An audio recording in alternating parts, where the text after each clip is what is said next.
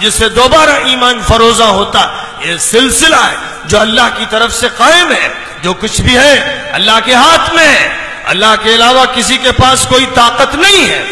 اگر تمہارے دل میں یہ بات ہے صاف سن لو، اگر تم یہ سمجھتے ہو کہ حالات نہیں بدلیں گے کیونکہ امریکہ طاقتور ہے، اگر یہ سمجھتے ہو کہ حالات نہیں بدلیں گے کیونکہ یورپ اور روس کے پاس اور چین کے پاس طاقت ہے، اگر تم یہ سمجھتے ہو کہ ہندوستان میں اکثریت کے پاس طاقت ہے اور یہاں ایک بڑی فوج اور پولیس ہے اس کے پاس طاقت ہے، حالات نہیں بدل سکتے، تو خدا کی قسم تم کافر ہو، تم مشرک ہو، تمہارا ایمان سلب ہو چکا ہے۔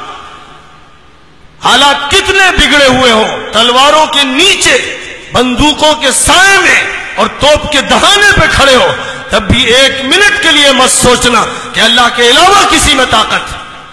طاقت اللہ کے ہاتھ میں ہے، جس وقت اللہ چاہے گا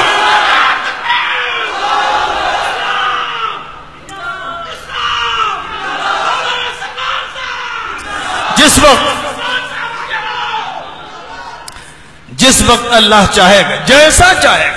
قرآن اسی سے بھرا ہوا ہے۔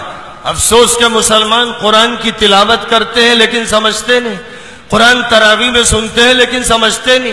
قرآن کو انہوں نے صرف برکت کی کتاب سمجھ لیا، قرآن کو انہوں نے یوں سمجھا کہ یہ تعویذ کی کتاب ہے، گنڈوں کی کتاب ہے، جھاڑ پھونک کی کتاب ہے، یا صرف ثواب کے لیے اس کو پڑھا جاتا ہے۔ قرآن اتارا گیا تھا ہدایت کے لیے، قرآن دستور ہے، قرآن قانون ہے، قرآن ہدایت نامہ ہے، قرآن بشارت ہے، قرآن ایک روشنی ہے، قرآن کے ذریعے سے تسکین ملتی ہے، قرآن سکینت ہے، قرآن اللہ کا بھیجا ہوا نور ہے، قرآن ایک انقلابی طاقت رکھنے والی کتاب ہے، قرآن معجزہ ہے۔